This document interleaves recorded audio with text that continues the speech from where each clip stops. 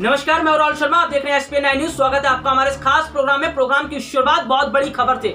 देखिए, खबर यह है कि सचिन पायलट ने पूरा मन बना लिया है कि पार्टी का साथ वो छोड़ेंगे, यानी कांग्रेस का साथ वो छोड़ते दिखाई दे रहे हैं। लेकिन इस बीच देखा जाए तो सचिन पायलट और उनके समर्थकों पर पूरी तरह निगरानी रखी जा रही है और ये निगरानी की जा रही है फोन टैपिंग के जरिए। जी हाँ, अशोक गहलोत के षड्यंत्र का बहुत बड़ा खुलासा हुआ है।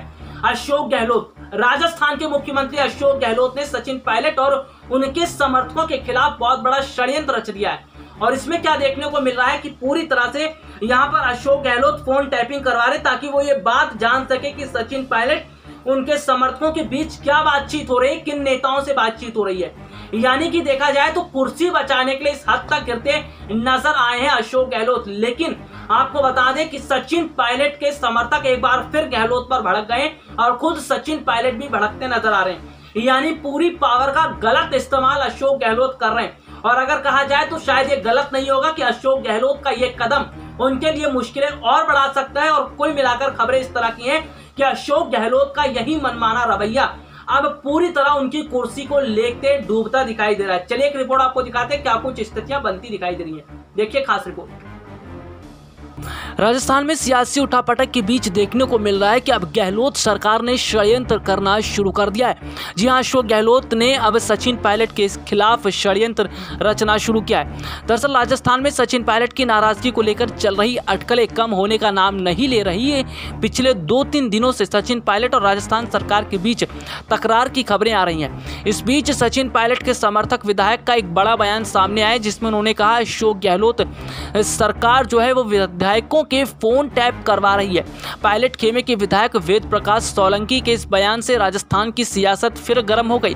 सोलंकी ने गहलोत सरकार पर आरोप लगाया कि राजस्थान में विधायकों की फोन टैपिंग कराई जा रही है। सोलंकी का कहना है कि सूबे के कई विधायकों के फोन टैप किए जा रहे हैं। हालांकि सोलंकी ने अपने फोन टैप होने को लेकर कहा कि इस बारे में उन्हें जानकारी नहीं है।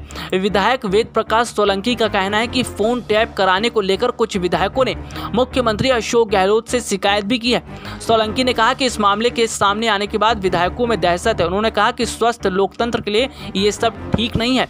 गहलोत सरकार के ऊपर विधायकों की जासूसी और फोन टैपिंग का आरोप लगाते हुए उन्होंने कहा यह सब विधायकों पर दबाव बनाने के लिए किया जा रहा है जो सही नहीं है। दरअसल कांग्रेस नेता जितिन प्रसाद के बीजेपी में शामिल होने के बाद राजस्थान में सचिन पायलट की नाराजगी को लेकर अटकलें चल रही हैं। पिछले साल ही सचिन पायलट का बीजेपी में शामिल होना तय माना जा रहा था, लेकिन राहुल और प्रियंका गांधी ने उन्हें मना लिया। लेकिन अब खबरें जो हैं वो सामने ये आ रही हैं कि सचिन पायलट और उनके समर्थकों की स्थिति फिलहाल मजबूत है। और जिस तरह से अशोक गहलोत पूरी तरह डरते नजर आ रहे हैं कि अगर सचिन पायलट ने अपने समर्थकों के साथ पार्टी छोड़ दिया तो गहलोत की कुर्सी गिरना तय है। इसके साथ ही साथ बहुत बड़ा झटका कांग्रेस को लगेगा क्योंकि कांग्रेस पूरी तरह टूट जाएगी। आपको बता दें कि फिलहाल देश के कम ही राज्यों में कांग्रेस की सरकार है। अगर ऐसे में राजस्थान में सरकार गिरती है तो न सिर्फ इसका फर्क आगामी समय के चुनाव पर पड़ेगा, बल्कि कुल मिलाकर देखा जाए तो कांग्रेस जो रणनीतियां बना रही है उन पर पानी फिरता नजर आएगा। आपको बता दें कि सचिन पायलट बीते काफी समय से गहलोत और सोनिया गांधी से नाराज बताए जा रहे थे। हाल ही की अगर बात करें तो सचिन पायलट की नाराजगी खुलकर सामने आई थी, लेकिन उसके बाद पार्टी आलाकमान ने उन्हें सुझा बुझा लिया था। लेकिन अब ऐसे में सचिन पायलट ने जिस तरह से बड़ा कदम उठाया है और खास तौर पर कांग्रेस नेता जितिन प्रसाद के बीजेपी में शामिल होने के बाद सचिन पायलट और अन्य कई नेताओं ने जिस तरह से पार्टी के खिलाफ बगावत करनी शुरू कर दी, इसका साफ मतलब ये है कि अगर वक्त रहते बड़ा कदम नहीं उठाया गया तो कांग्रेस के लिए मुश्किलें खड़ी हो सकती हैं। आपको बता दें कि जिस तरह से देखने को ये मिल रहा है कि पूरी तरह से कहीं ना कहीं अब राजस्थान में गहलोत की कुर्सी गिरती नजर आ रही है और यही वजह है कि गहलोत अब फोन टैपिंग जैसे षड्यंत्र पर उतर आए हैं। लेकिन गहलोत की यह हरकत उन्हें बहुत बड़ी भारी भी पड़ सकती है क्योंकि सचिन पायलट जिस तरह से अभी गहलोत और पार्टी आलाकमान सोनिया गांधी के रवैये को बर्दाश्त कर रहे हैं और जिस तरह से सचिन पायलट ने दिल्ली का दौरा भी किया, इससे साफ पता चलता है कि सियासी गलियारों में हलचलें तेज हो चुकी हैं और सचिन पायलट अब मानने को तैयार नहीं है। सचिन पायलट ने खुलकर कह दिया है कि जब तक बड़े स्तर पर कार्रवाई नहीं की जाती और जो राजस्थान विभाग में पद खाली पड़े हैं उन पर नियुक्तियां नहीं हो जाती हैं तो इस पर साफ तौर पर देखा जाए तो फिलहाल सचिन पायलट अब पूरी तरह से एक्टिव मोड में नजर आ रहे हैं और उन्होंने अपने समर्थकों को भी तैयार कर दिया है। आपको बता दें, बीते दिनों देखने को मिला था कि सचिन पायलट ने अपने घर पर उनके समर्थकों को तुरंत बुलाया था और ऐसे में कई समर्थकों के साथ उनकी बातचीत भी हुई थी।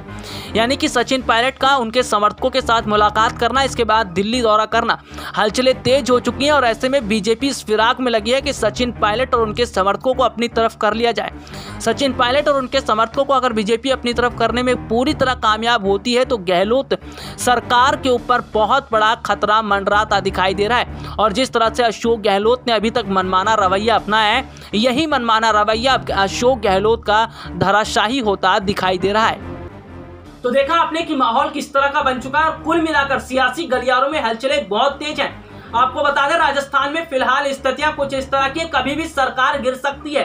सरकार गिरने के काफी हद तक चांस दिखाई जा रहे हैं, क्योंकि सचिन पायलट का अपने समर्थकों से मुलाकात करना, घर पर बैठक का दौर चलना, दिल्ली दौरा करना, ये तमाम सियासी संकेत है।